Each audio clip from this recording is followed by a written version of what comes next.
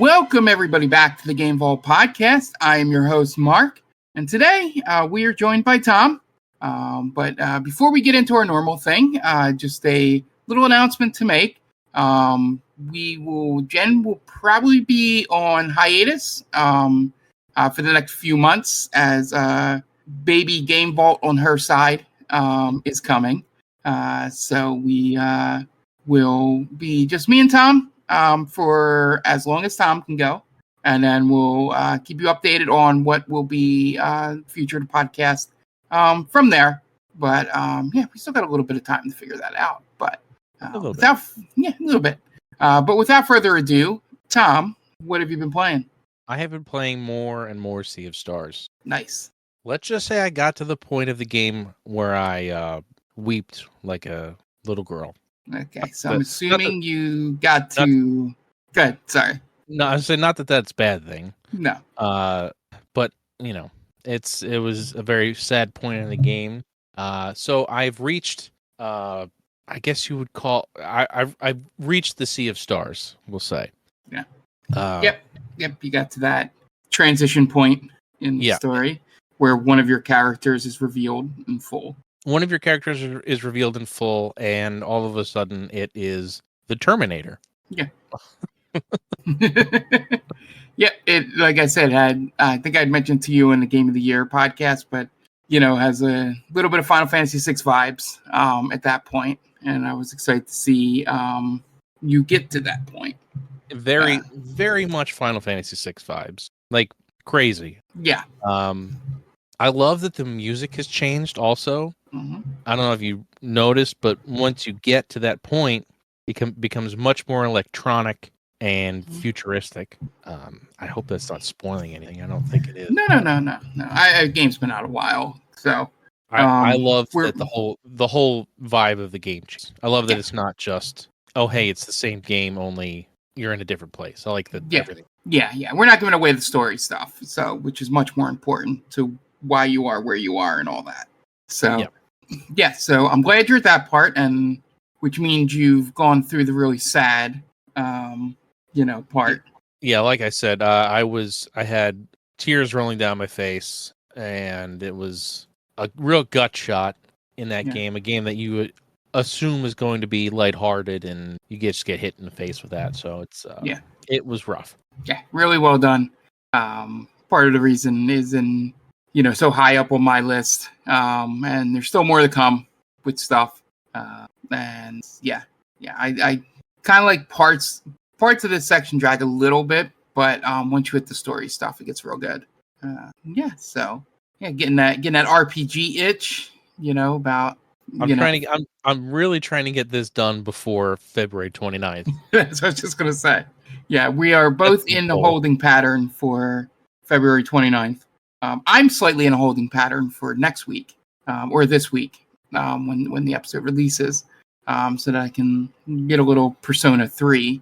But yeah, we are all looking forward to Rebirth coming out. I watched, some more, Maximilian Dude stuff, because he's been keeping track of any updates and stuff like that, which I think are going to stop because he's worried about getting spoiled like the last trailer. The final trailer before Remake was very spoiler heavy. Yeah, I'm totally with him. I've stopped watching any new like reveals or anything like that because I don't want to be spoiled. I want to experience it, and I've seen a lot already, and I feel like I've seen too much as it is. So I'm and a lot of it is stuff we know. So it's not like they're revealing how it's different. We know Vincent's in it. We know Sid's in it. We know these places are in it. They're showing a lot of the stuff we're expecting to see, but at the same time, I want to experience it for myself for the first time. 100%. So just pushing through Sea of Stars is basically your... At the moment, that is my goal, is to get through Sea of Stars. And if I'm lucky, I'll get to play the first Final Fantasy 16 DLC before that, but I don't know that that's going to happen. We'll see. Yeah. On the flip side for me, I've been just basically treading water. We had to postpone the Final Fantasy 16 DLC. That'll probably be this weekend. It was supposed to be last weekend. So I'll be streaming that. But in the meantime, I got the the Last of Us Part 2 upgrade, the $10 upgrade on PS5, which basically I paid $10 for the developer commentary that's on there, and for the what's it called, the roguelike mode, which I haven't even tested out yet because I'm playing through the story again, and that game still hits really hard, even though you know what's going to happen at certain points, and hearing them talk about it. And I disagree slightly with some things they said about it, while I agree with what their choice they made. Just hearing the developer commentary and just going, that's not why I would have done what you did. But it's good to hear what they were thinking at the time. We'll get deeper into that type of thing later in the show. So I'm playing through that game. Still looks gorgeous, but again, I already played part of the game through the update that came through for the PS4 version, the PS5. So I don't know how much of an upgrade graphically this remake remaster did, but I'm fine paying like $10 for what I got. Now I wouldn't pay the $40, $50 or whatever it would have been to buy it brand new, but it is definitely worth it if you never played it before to buy it at that full price, because you're getting the extra stuff I paid for and paying less for it than I did. So, but yeah, still a great game. It's gonna be fun to see what they do on the TV show side of it, because there's so many avenues they could go with it. So besides that, I've been playing through, just some, doing sports game stuff, and starting up, Yakuza Kiwami 2. Got through the first scene, which is still one of my most ridiculous opening scenes in a game. It takes place in a graveyard, and you fight a bunch of people in a graveyard, and it's just Yakuza, and it's fantastic. So yeah, like I said, I'm just treading water to this weekend, so that I can play Persona 3, which I am going to try and stream it all. We're going to play it in large chunks, one weekend day each week. And I think that's good enough for me, just because once February 29th comes here, I'm going to be playing, Rebirth off stream most of the other days of the week. So that'll be a way to force me to do something else and, stream. But yeah, definitely looking forward. Now, how long of a game is Persona 3? Because we know famously that Persona 5 is a 100-hour game just to do the story. Yeah, it's about 120 if you do the story, meaning 5 if you do the story plus some side stuff. So like main game plus. Yeah. I think if you go just straight hardline story, I think it's 80 to 100. Like without doing, there's a side thing in 5 called Mementos, which is like endless dungeon. If you don't do any of that, which I don't know if you can skip all of it, but if you don't do any of that, it takes about 20 hours off the game. But yeah, 3 I'm not entirely sure, because I think 4 is shorter than 5. This was a PlayStation 2 game, so I would imagine they're not as long. And I know it got a PSP release, so it can't be that big. Yeah, so yeah, what I'm thinking is that at worst it takes me the year on doing it once a week. 3 to 4 hours a stream to get through. But yeah, should be fun. I'm gonna do a little bit of min-maxing, just for confidant stuff. To make sure I do my best to max level all my relationships. But I won't be looking at like spoilers or just stat stuff. But yeah, so I'm looking forward to that. Have you ever played Persona 3? Yes, I played a little bit of PES, which is the one where you can have the female protagonist. Okay. This one will be just the guy, just the original Persona 3. So yeah, I'll see how story isn't going to be much different. It was very, very bare bones. The differences between, they just changed some pronouns and stuff like that in some cases. A lot of the times they just reference you in most Persona games as this guy or that person or you, because they can't say your name because you can put your name in. Oh, okay, it's for those games. Yeah. So kind of a Zelda-esque thing. But yeah. So I'm looking forward to that, and then we got, bunch of games coming this year that I'm excited for. But the early part of the year is definitely going to be, clogged up with RPGs for me specifically. I'm very much looking forward to it. And speaking of fun RPG-esque things, Palworld seems to be very popular as we move on to the news here. So apparently about a few days ago, I believe that'd been Friday, roughly, if my math's correct. Thursday or Friday, PAL's daily active players surpassed Fortnite on Xbox. And that's significant because it's on Game Pass. That's probably why Xbox was more likely for this to happen than, say, PlayStation or Steam. And they were playing up to 200 minutes on average, those players. I've also seen that this game has sold 8 million copies. Yes. That's wild to me that this little indie ripoff game, not that it's Fortnite. ripoff. It's a Pokemon with guns. Yeah. But it's crazy that so many people have played this game. Yeah. It's they had a concurrent on the 24th of January of 1.8, almost 1.9 million players on Steam, and it overtook Counter-Strike to be the second most played game on Steam on that date. Crazy. So my favorite part, I haven't played any of it yet. I did download it. But I love that it's also partial commentary on, that Pokemon are basically slaves, essentially. Well, they are. I mean, if you're, they are and they aren't. Yeah. And it's a slippery slope with that argument. Yeah, but the fun things is all TikTok videos about, they with all the Pokemon working, and they just, playing, just showing how much it's like, instead of having them out in the field fighting, they're all like pickaxing for rocks and stuff like that. And they're like, this is how I play Palworld. And yeah, it's pretty interesting. This game that we thought was a joke, it was like, oh, that can't be real, when they first revealed it. Oh yeah, everybody thought it was a joke. Nobody thought it was a real thing. Yeah, then it comes out and millions of people were playing it and bought it. So obviously that led to our next story. The Pokemon Company makes an official statement saying, we intend to investigate in terms of That's never Palworld. A good sign.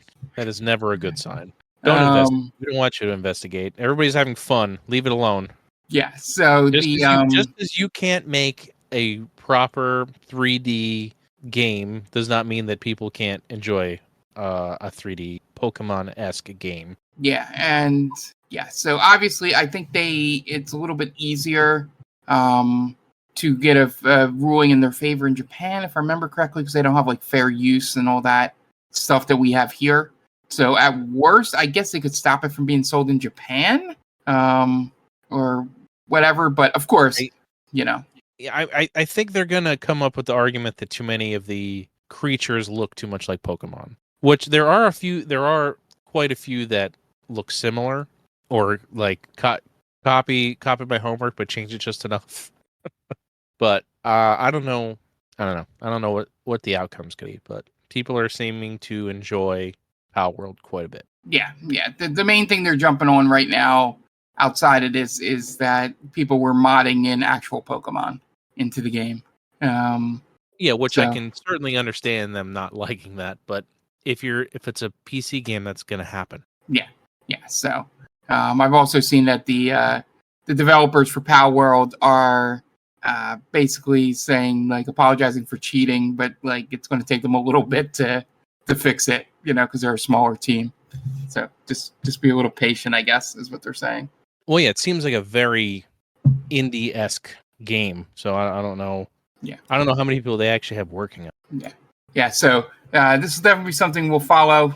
Probably not with as much joy as we did the Microsoft Activision stuff, because that just turned into like sharing the tea on things with the pettiness back and forth. But this seems like a legitimate thing that could have precedent in future games going forward if the Pokemon Company does take the step forward on it. So moving on, next story. No surprise here, but apparently people really want Tifa in Tekken 8. Can you blame them? And so much so that the head of Tekken had to address it. And he goes, "We all know she is attractive, and I understand it," was part of his statement. So people have been trying their best to, because you can create characters in Tekken now. Yeah, people have already gone out of their way to create her and other Final Fantasy characters. Yeah, so he understands why. Harada says, but they have not decided on guest characters yet. But they will let us know when they do. And she hasn't been in a fighting game technically since the 90s. Probably. Yeah, I wouldn't imagine there wasn't anything at the remake. So yeah, since Air Guys, I don't think she's been in anything fighting related. Yeah, it's not much of a stretch that they could. I mean, if they get the approval from Square, which I don't know why Square would say no. They had Noctis in 7, I believe. So, with this popularity, but I don't know why they don't just. Tifa. yeah. But meaning, like, if they want someone to buy the DLC characters. I know, but I'm just saying, Noctis is not Tifa. Tifa is a much more well-loved character than Noctis. So I was saying more that if they got Noctis from Square, it's possible for sure. But like I said, he's not nearly as popular as Tifa. Yeah. So definitely something to keep an eye out if you are a Tekken fan. I know that just got released to some really good reviews from the very minimal fighting game people that I do follow. So haven't heard any terrible things about it. A lot of them seem to have fallen off Mortal Kombat 1. So I haven't heard about any of that with Tekken so far. So hopefully it stays popular enough that Square will be willing to give one of its more popular characters over to it. Yeah, I'd love to see it. I don't know if it's going to happen. Yeah, I should probably also say I was not counting Disgaea as a fighting game. Yeah, that's not. It's not a 2D fighting game. Yeah, I wouldn't also include anything that was in the Square universe because it's very easy for Square. Yeah, to just put her in whatever. Yeah, so this is for things outside of it. And more Nintendo news. It looks like Koji Kondo will be inducted into the Dice Hall of Fame. If you don't know who Koji Kondo is, just means you just play video games and don't really look into any of it, or have never read credits to your favorite video games. So he is most known for the Super Mario Brothers theme, The Legend of Zelda, Ocarina of Time, Super Mario Sunshine, Galaxy, Wonder, Skyward Sword, and so much more.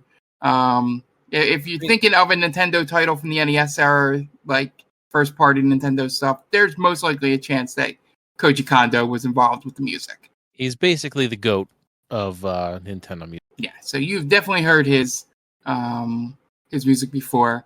And if I'm not mistaken, doesn't he have a little ditty he puts in every game he does? Yeah, it doesn't. There is definitely something. I'm not good enough with music to have described that, but and it does not say it in this story here. But he joined some past inductees, Ed Boon, Kojima, Tim Schafer, that crew into there. Probably well past due for an honor like this, but definitely deserves his flowers. And even if you aren't into video games anymore, if you ran across Nintendo, you have definitely heard his music before, and that's not what many people in music or movies can say, that even the most casual of casuals can know your music. Yep. So, yeah. And then our last story, and this one's exclusively for our good friend Jen, Roxy Foxy. third chair in this podcast. Horizon Forbidden West is coming out on PC on March 21st. So she can finally play the second game in the Horizon series. She is a huge fan of Aloy and the first game. Been waiting for the PC release since her PlayStation 4 bricked and wasn't able to play the second game here. So, yeah, coming out on the 21st. For those of you that want to know some of these things, it looks like it's going to have support for widescreen, like ultra wide, like there's 21:9 and then 31:9 and even 48:9 screens. And it even for, I don't know why or why people would do this, but it seems to have compatibility with gaming stations that have a triple monitor setup. Yeah, that's not unheard of. Yeah, I've never seen that pointed out as a feature. So NVIDIA used to do this thing called NVIDIA Surround a long time ago, which was 3 screens stretched all the way across in one picture, stretched all the way across it. It's pretty popular with racing sims. They tend to use it a lot. But if they're putting the game together for 32:9 and bigger, then going across 3 standard screens is not that big of a stretch, no pun intended. Yeah, they haven't put out any requirements yet. I guess that would probably come in a few weeks here. But it will have DLSS 3 in it. So that's good. Yeah, I'm assuming that the higher, obviously with PC gaming, it depends on whether you want performance or quality, what part of the requirements you lean towards needing, whether a GPU or CPU, RAM, and all that. So hopefully this has some special thing where it gives her Burning Shores as well, as they sometimes pack in everything into the complete edition. It'll be a Game of the Year edition or something. Yep. So just wanted to throw that one out there for Jen. And then with speaking of PlayStation exclusives, with the Last of Us 2 remastered released, and me doing really my first director commentary or developer commentary for a game, I thought a good topic for this week would be, games we wish had sort of a developer commentary while you played the game. Sure, there's making ofs and documentaries you can watch, but just the idea of playing through the game and they interrupt the game and talk over the scene about it. Obviously, it's for after you've beaten games, as is a requirement in Last of Us 2. But I thought it would be a good topic of discussion here. And Tom, what's one game that off the top of your head? I think I might know if you have a few what one of them is. Yeah. So what were you thinking? Well, one is going to be kind of obvious, and that's going to be. I'm going to throw a wide net and say the Kingdom Hearts series, just because it would very much help with whatever the hell is happening on the screen at that moment. Because famously, Kingdom Hearts is a very hard game to get what's happening in the story at that exact point in time. Yeah. So, and the fact that there's just so much happening, there's so many worlds, I would love to hear what the mindset was for using specific worlds in specific games, and I just think it would be a very good fit for a director's commentary. Now, it being a Japanese game, it would probably be kind of difficult to do that. Yeah. But it would be cool. They do kind of have these sort of things with the Ultimania guides that get released for these games, but nothing's as good as hearing it straight from either the director or someone who worked directly on the game. Yeah. That I feel Kingdom Hearts, if they do something like that, would definitely clarify some theories that go around about different things in the game, if they were intentional or if it was, especially if we go into 2 and some of the side stuff, if some of the stuff they did in there was intended from the beginning, or did the popularity of the first game sort of dictate trying to make this ridiculously convoluted, connected world. That would be something I for me, I think 2 would be the one of those games I would like to hear, just to say, hear him talk about, hey, so we went with very traditional Disney stuff, and once we got popular, we knew we could expand a bit, and that's why these worlds were in there and all this stuff. But yeah, that is definitely, I feel it fits a certain genre of game, and definitely RPGs are top of that list. Yeah, for sure. Yeah, for me, I would like the first game. I'll go a little Western RPG. I would just love to hear the director commentary. Now there might be one out there because it is a newer game, essentially. But I would really like to get the developer commentary on Mass Effect 2. That's also a good one. Yeah. Just from the sheer fact of Mass Effect, literally for me, maybe I wasn't as in touch with the industry as I am now, or care about it as much back when that first came out. But I literally bought that game like on a whim.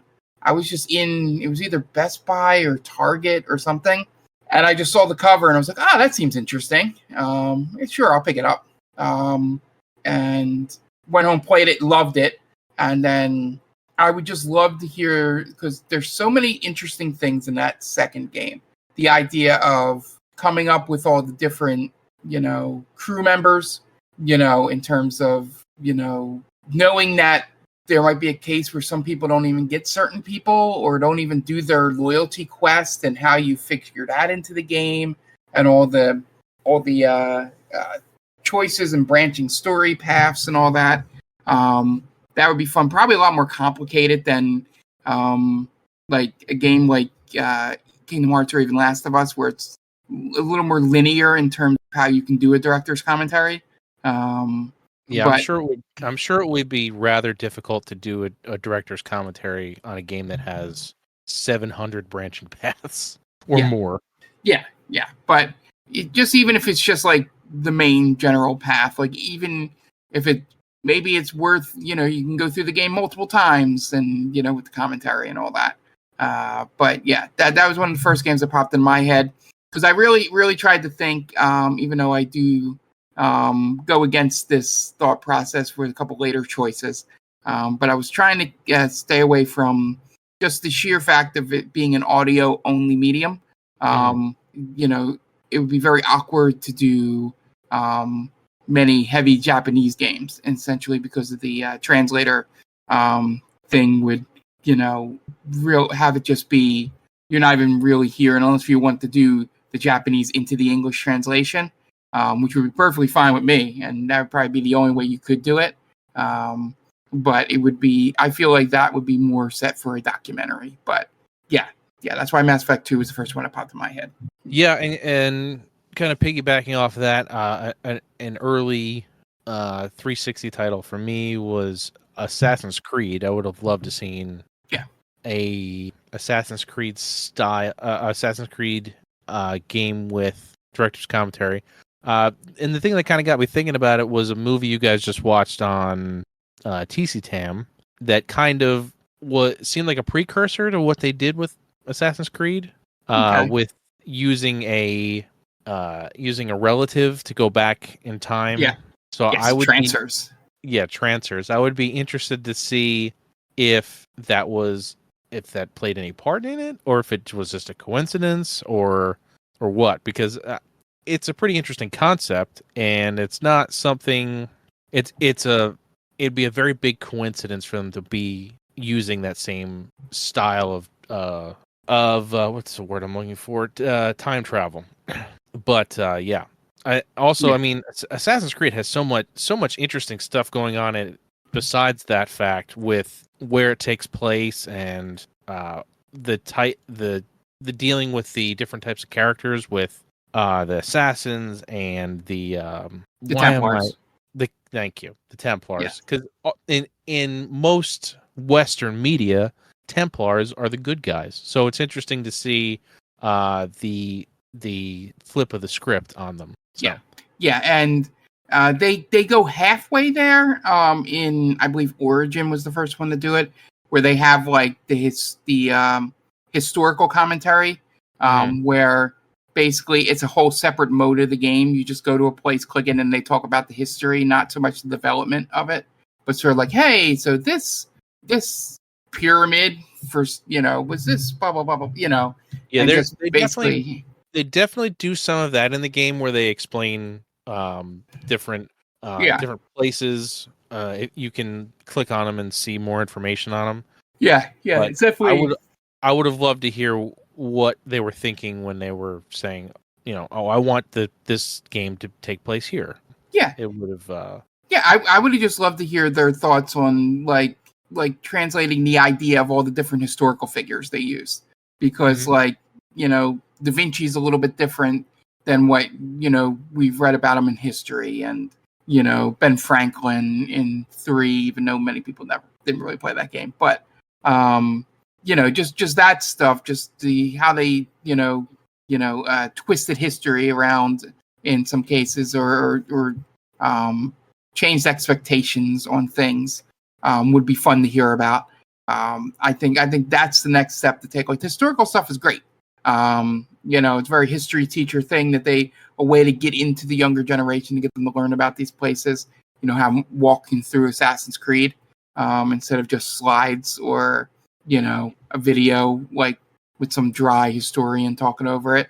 And it's very cool to see those places come to life. Yeah, it's not something you can see. I mean, there's few places. I mean, there's like Colonial Williamsburg, for example, but there's few places that you can go and see what it was like during that time. Yeah, it's just a really, really good idea. I like that. I would love specifically to see the developers talk about going through how they made Unity.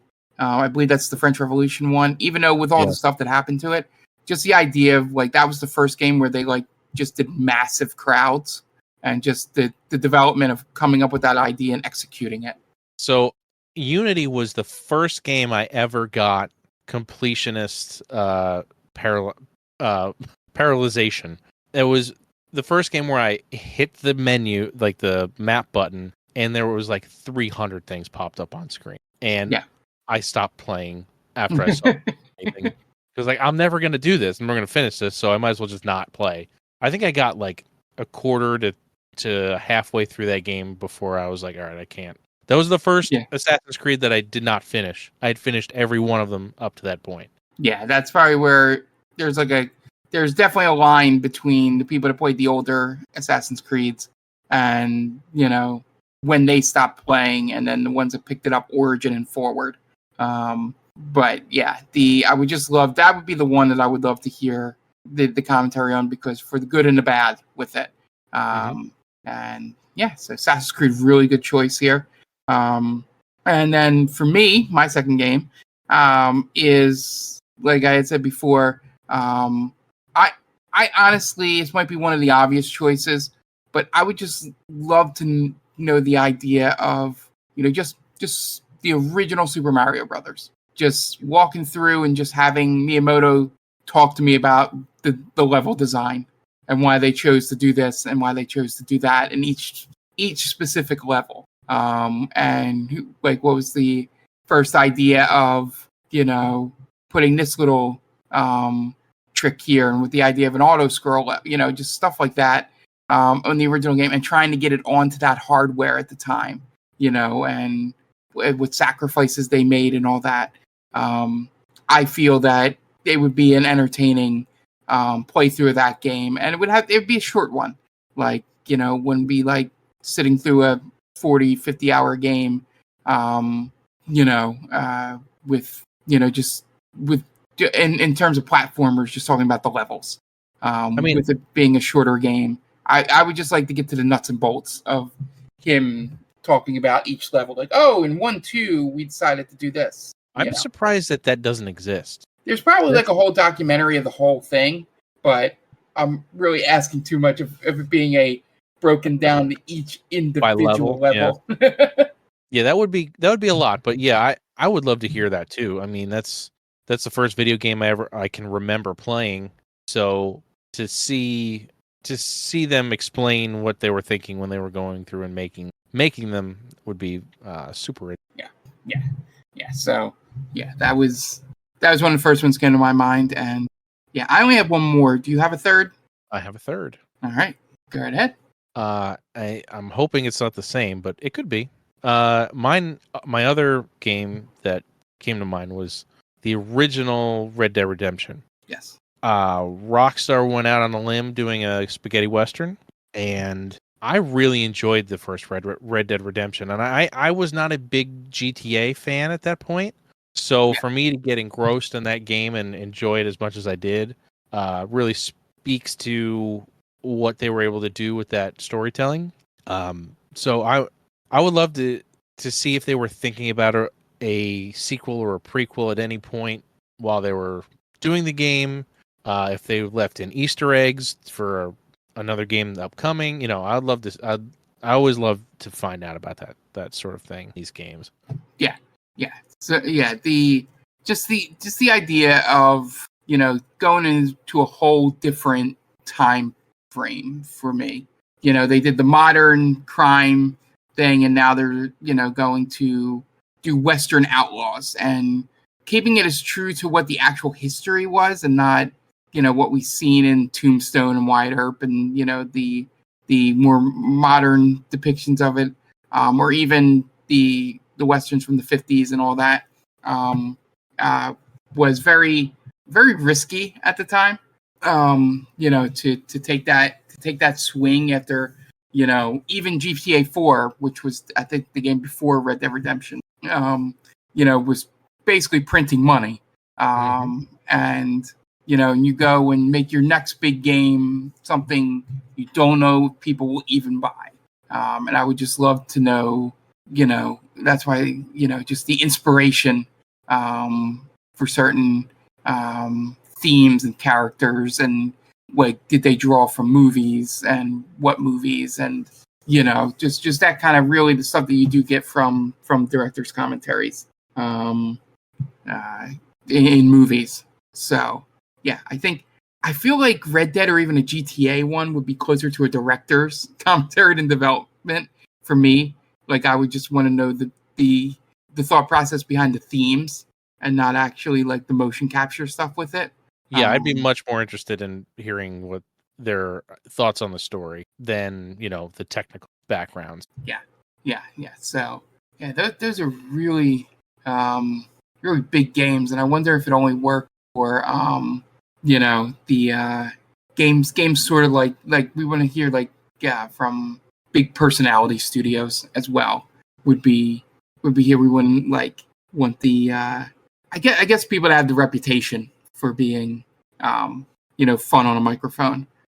But my final game, I didn't really want to go with any of the Zeldas because there's not a whole lot there that I can, or be able to pick one of them that I would really want to know. I pretty much can figure out what it maybe just ask what the hell were they smoking when they made Majora's Mask, in a good way.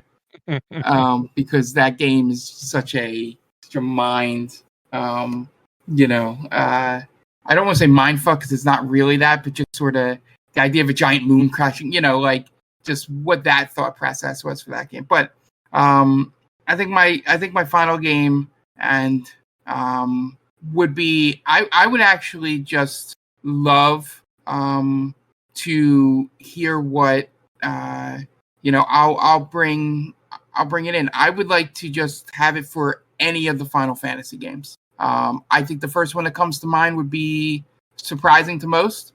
I would just like to have a commentary for 13. Yeah. I mean, the fact that it's linear, I feel like would help that type of commentary up until a certain point, obviously. Yeah. But I agree with you on that. 13, I think, is a great choice for a director commentary. Yeah, especially looking back, like them having the I guess the hindsight and stuff of the reaction to it, and going to 3 games with it, and just talking through that first game as the why they made the decisions they made, that made it so much different than even 10 was. in terms of world and story. And I guess, is it the first shot at, getting ultra high res 3D to, where we eventually get with remake. And just did they see something in doing the futuristic stuff over the, high fantasy, medieval type stuff? That 12 definitely was, and 10 kind of is a little bit for the most part. But yeah, that game 13 for sure. I would love to see it. And I know, not one of the more popular ones, but definitely one of the more intriguing ones on my end.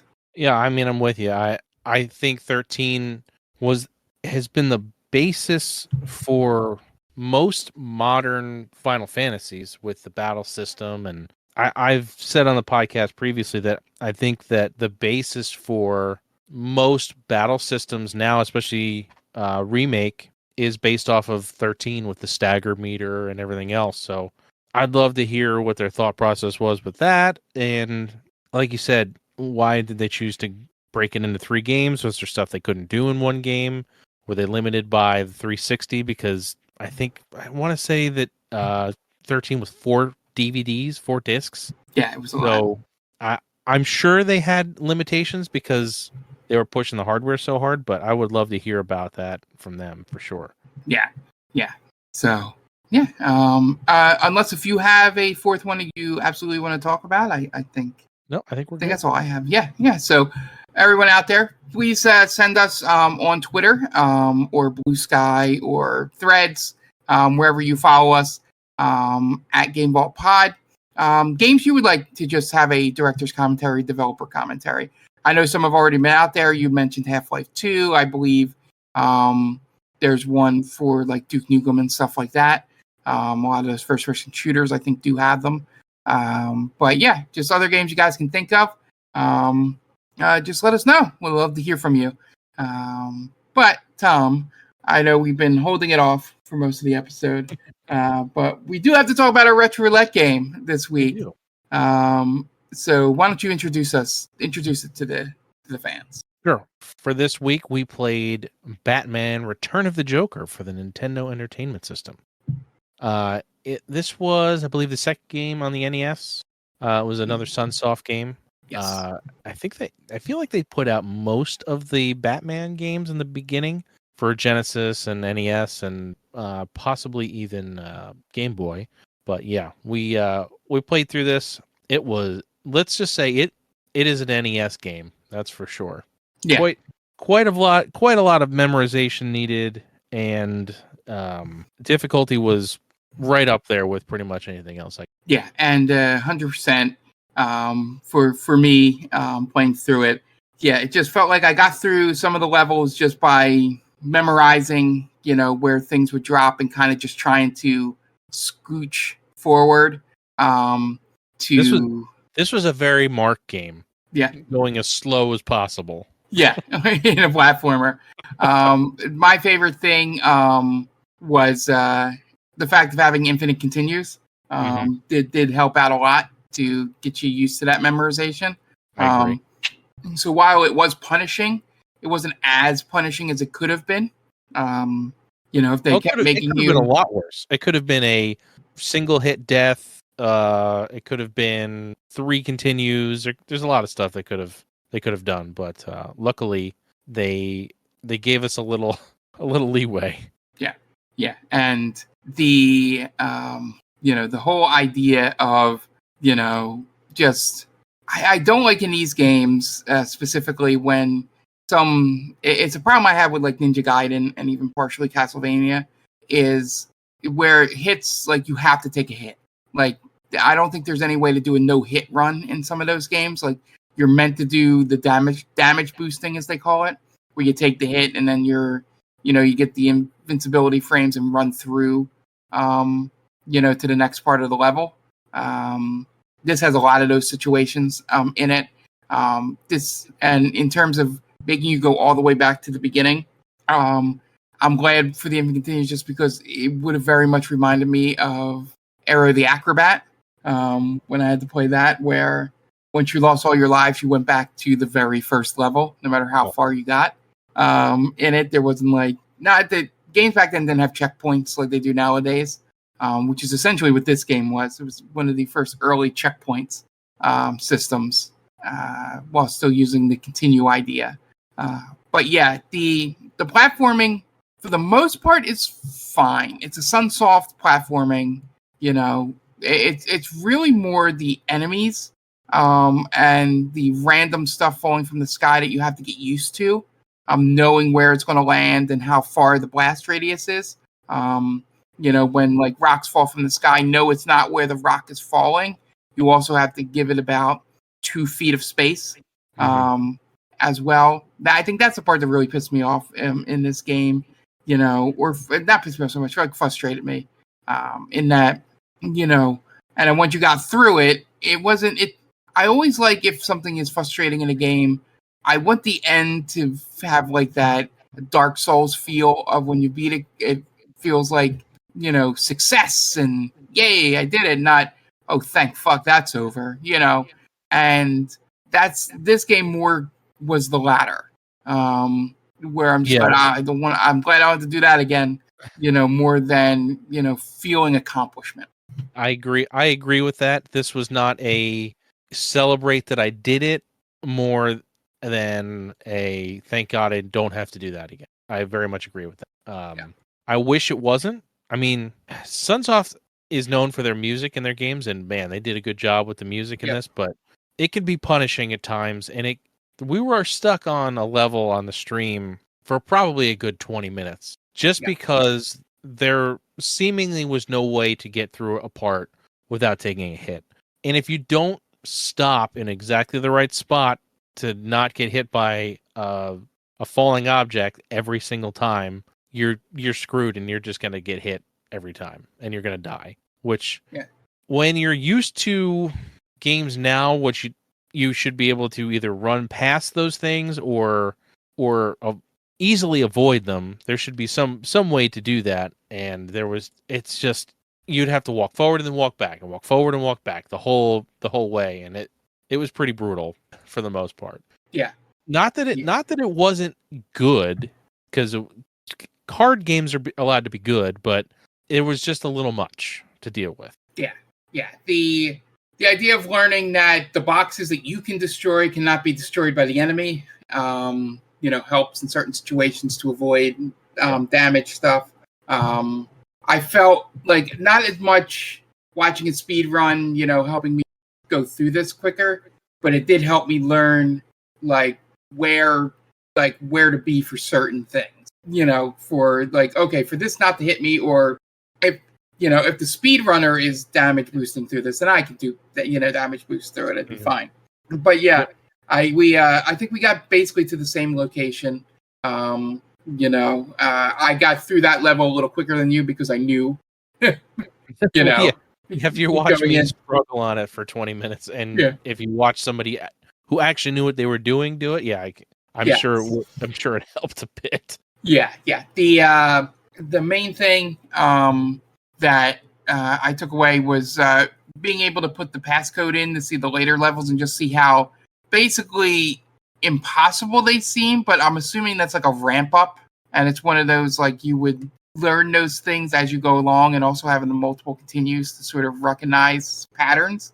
But that final level right before the Joker fight is just I guess a masterclass in patience for some of the stuff that came out. Like, you had to sit and wait for this stuff to go over your head and then move. And it was like the antithesis of like most of the platformers we know today, and especially a Mario. That is definitely a little faster. But do you have anything else about the game?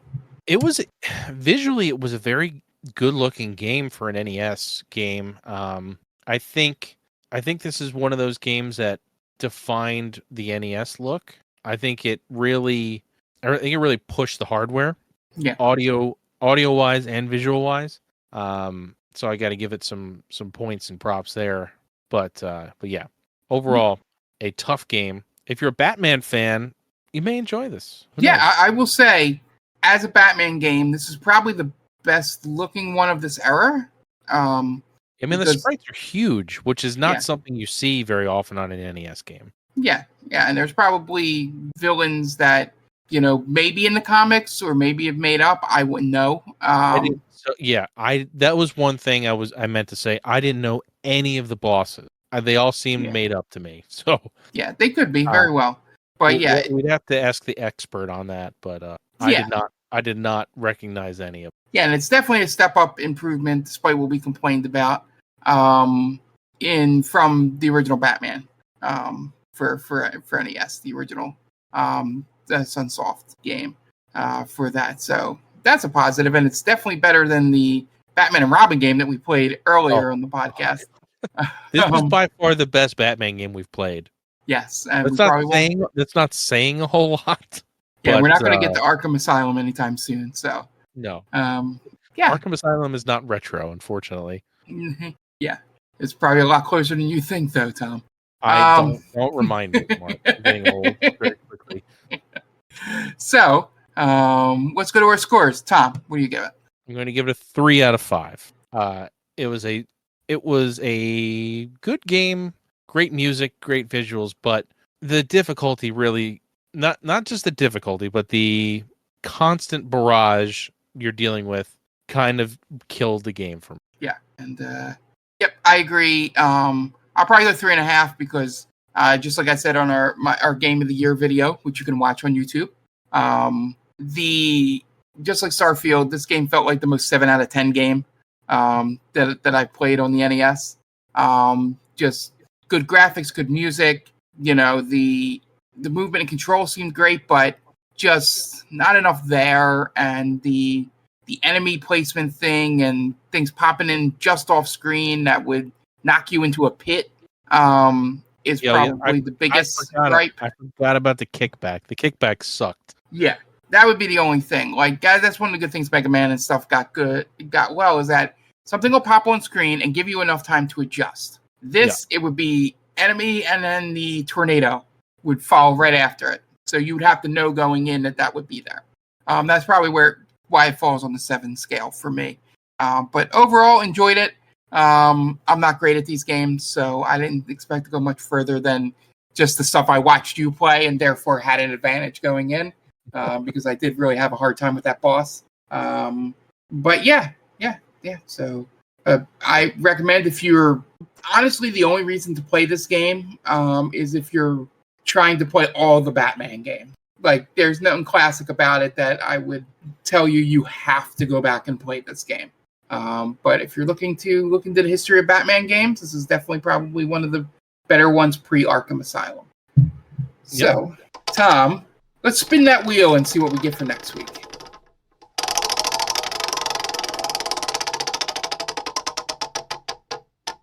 Well, Tom, thankfully we did not go into licensed NES game hell this week, but we did pick a game that was one of the first GameSpot 10s, and that would be Chrono Cross. I was trying to think of a way to transition it to you, but what I was going to say is it's one of the more popular PS1 RPGs, and it is Chrono Cross for Sony PlayStation. Yes. So we're playing through Chrono Trigger. This is the sequel. And Tom, what's your experience with the game?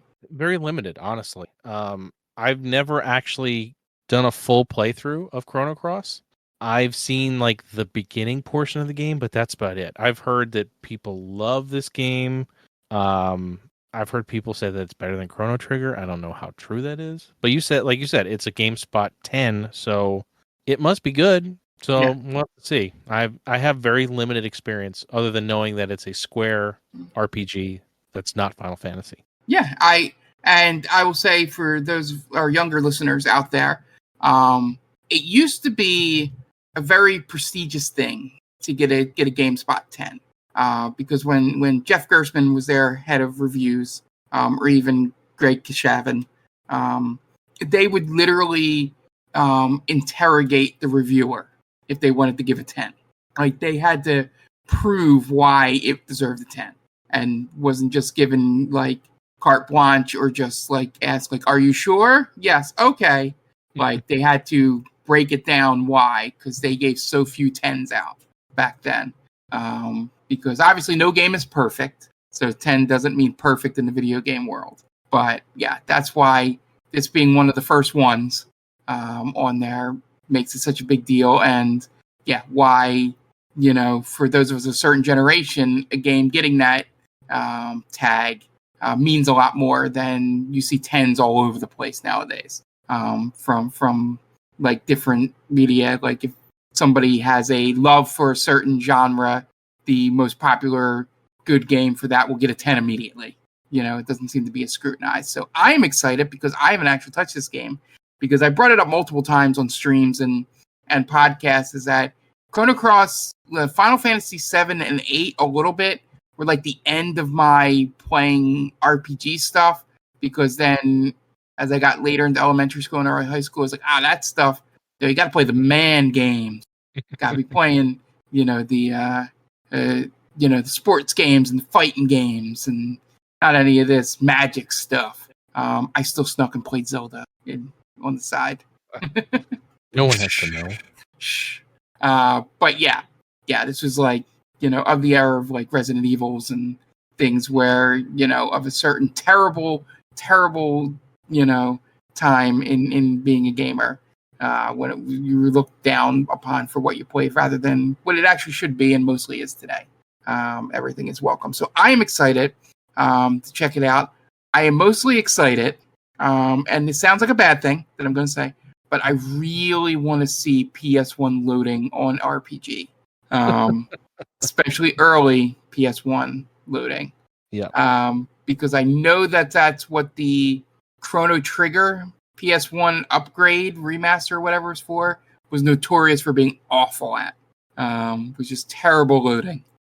So I'm wondering if Chrono Cross, since it was made exclusively for PS1, works a little bit better, or if it's just as bad. So I am excited, and I may this may end up being a game that'll just be a side game for years. Get started with it, and I'll go through it little by little for the next couple of years. I am excited. Me too. I'm very pumped. Yeah, so we'll get to see probably the opening hour and a half tonight on stream. Like I said, Saturday or Sunday this week. Not 100% sure which day it will be, just for the personal reasons that took out this Saturday and Sunday. We'll be finishing up this Saturday and Sunday without getting too into detail. So just keep an eye on the Twitter. We'll probably end up being a double stream. If I can do Saturday and Sunday, one day will be the Final Fantasy 16 DLC. Try to get through as much of it as we can in one stream. And then we'll start up Persona 3 on that date. I may go to random name generator to name our character. See what good ones we come up with, unless I get some good suggestions from the chat for that. So be sure to check that out.